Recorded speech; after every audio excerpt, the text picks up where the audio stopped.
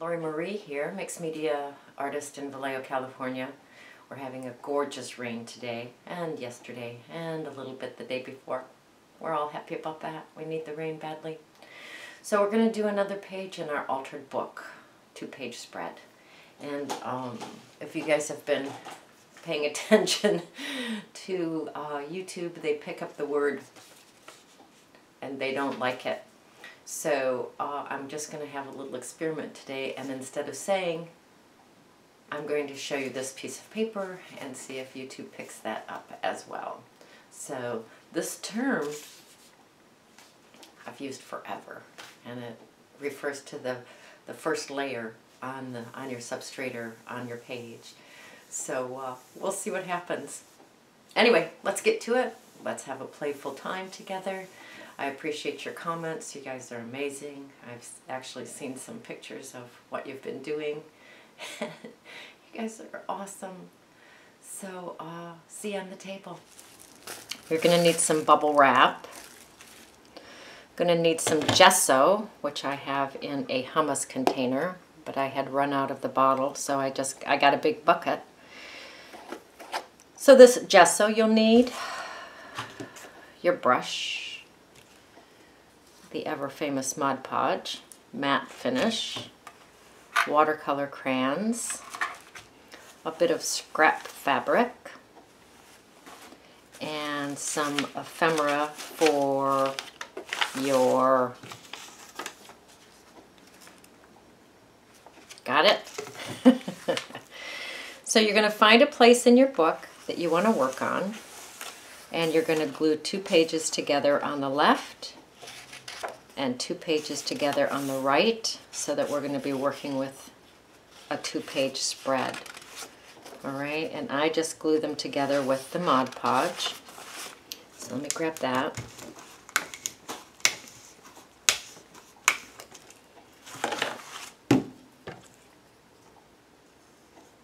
So I just generously spread the Mod Podge on the page. I know many of you have already done this, but for you that have not, and this is your first time visiting an altered book tutorial by Lori Marie, you put your Mod Podge down on your page, then you will close your book so that you don't get any bad wrinkles.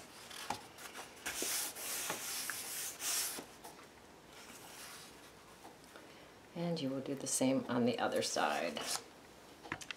All right, I've glued 2 pages together on this side and 2 pages together on this side. So this is the 2-page spread we're going to be working on today. Just going to put a little marker in there. You'll want to remove a couple of pages, which I have already done, but I want to talk to you about that. So in the center of your signature, you will see some threads here. And if you pull the page off to the left, it immediately releases the page on the right. Okay, so that would be a very, very good place to remove a couple of pages. I don't need to right now because I've removed quite a few pages out of this book. We're going to go back to our 2-page spread. First, we're going to add the... You guys all know that YouTube has stung me and not made my YouTubes monetizable because I'm saying in my videos, and I miss time to make some money, which isn't working in my book. So we are going to build and the reason we're going to do that, although we have yummy pages here, is just to build some additional texture on our pages, okay? So you guys know that I always carry, it's a bag filled with ephemera that I can tear up and use for the... I think that's hilarious. Anyway, hope you guys are getting a giggle out of that. Playing the game. Alright, so you're just going to take bits and gibbles, and you'll just put them down wherever it feels right to put them down. You will leave some of your book text showing, but go ahead and embellish the edges with some fun ephemera. Alright, here's my completed And another reason that we build these is to allow us to bond with the artwork that's coming up, okay? So this is just the foundation. All right, I'm going to set this aside and let it dry. And I'm going to bring the fabric in, all right? And this is the fabric that I chose. It's kind of fun. Jan Stamus gave me this. Her sister is a quilter. And so it was something that she had. What I've done is I have torn it into some pieces. I think I have like 6 pieces. I like to tear it because I like the frayed edge.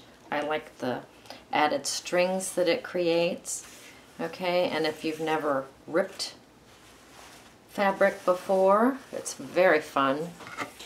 So you just would snip an edge and give it a rip. And it creates a straight edge because it goes along the edge of the fabric, like that. All right, I leave all these strings because I love them. So I have my strips of fabric. And then I create some circles. I use my fabric scissors for this, and I am not so good at making circles, but we're gonna do it anyway.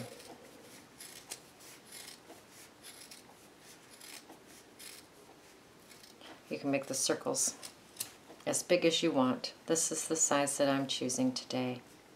And then I'm going to go in and I'm going to cut the center out.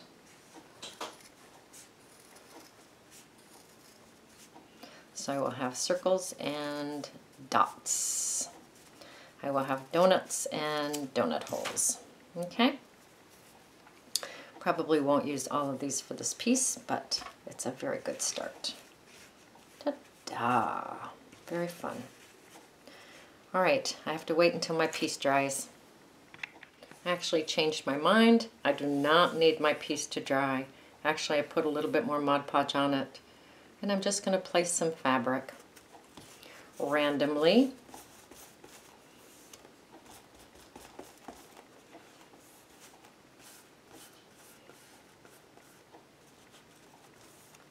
And you can Mod Podge this. If you have never Mod Podged fabric, it is amazing. It turns into a texture very much like leather.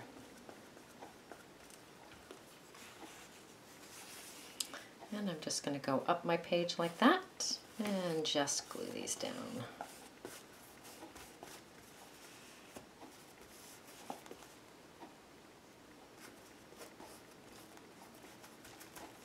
Having it across the center of the page does help the stability too, because if you've worked with altered books, you know that we get them pretty stressed.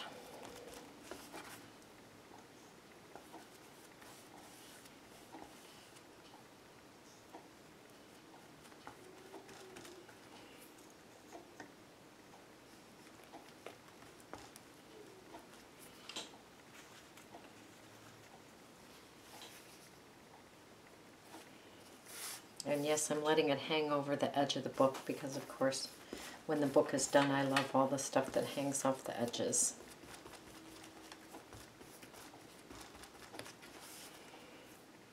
All right.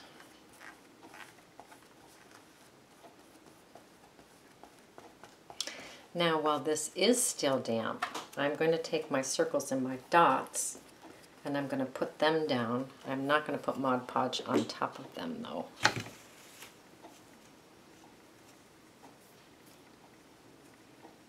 And I'm just going to place them around.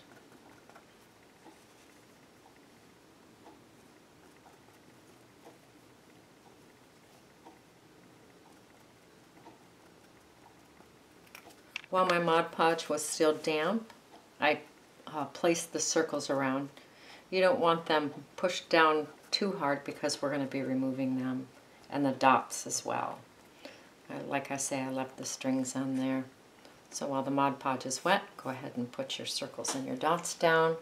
Now I'm going to grab some gesso. out of my brand new gesso container. Yay. And I'm just going to start carefully painting on top of those circles.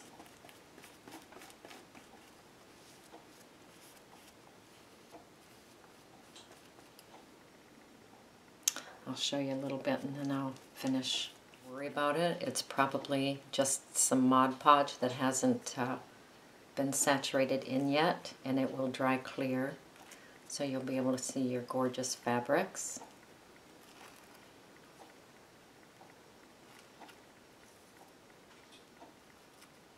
And if you let it dry a little bit too long and it pulls up some of your work, that's okay. We're going to call it texture.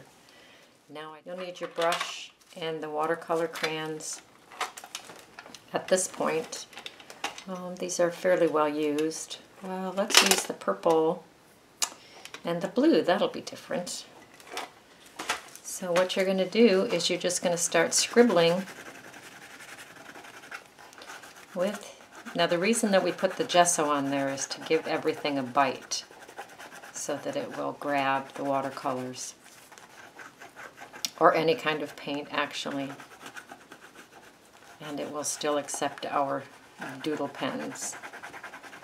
Alright, so I'm just doing a nice little covering here. Then I'll grab the blue and add that to the bottom of the page.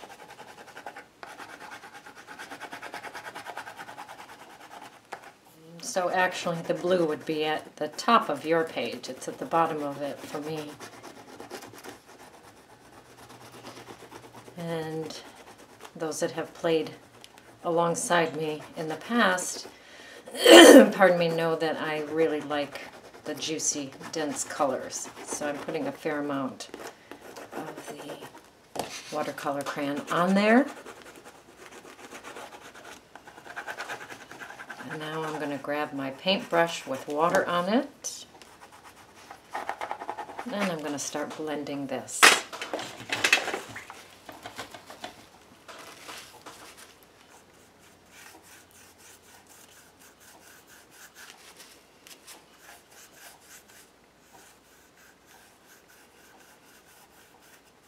And I'm going to drag it down.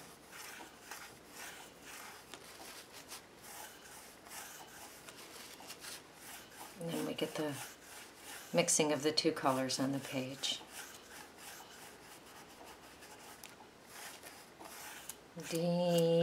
Delicious. A little bit more water, not too much water.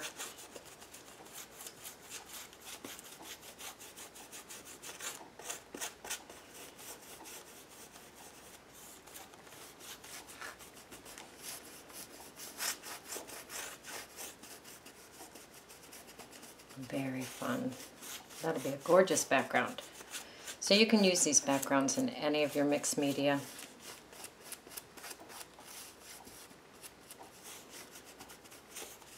All right. I have to let this dry.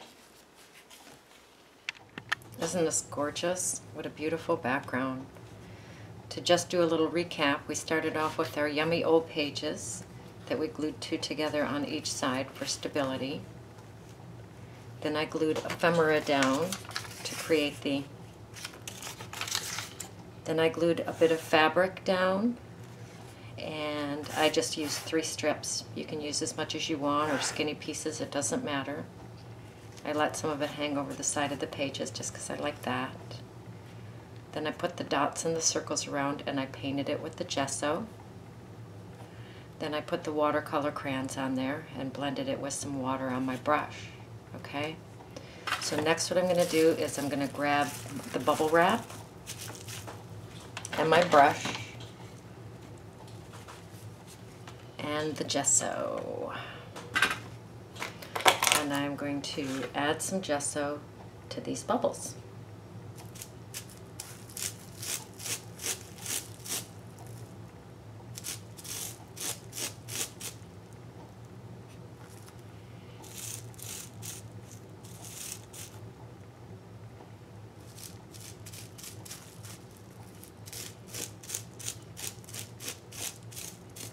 This is a fun technique if you haven't done it.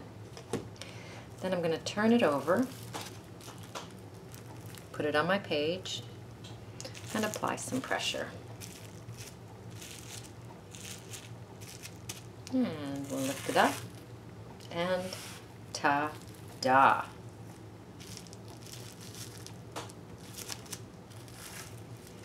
And I'll do the same to the other side. Pretty fun, right? So we'll let this dry. I'll see if I can find some fun focal points for this. And then we'll come back and play a little bit longer. You will want to wash your bubble wrap off if you plan to use that again. All right, I've been working on the focal points. I want to bring a little bit, can you see the gold in here? This is my transfer foil that I love to use. And so I showed how to do this in a previous video, but I will show again. I use my tacky spray. Just spray my piece a little bit and then come in with the transfer foil. And then you get just a hint. Depending on how much you spray, you'll get a little bit or a lot, and I just would like a little, just a little sparkle.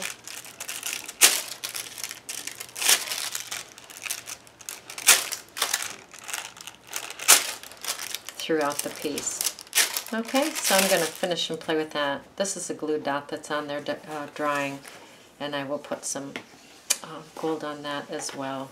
So just a little bit around. Okay, look at that finished piece. Pretty amazing. This is a real feather in her hat. Gold foil, white doodles. It says we are not. Just found it in the trash. Had to use it because it was fun.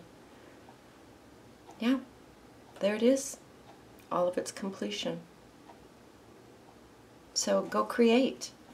Go play. Go have fun. And I will see you soon. Thanks so much for joining me for this altered book page.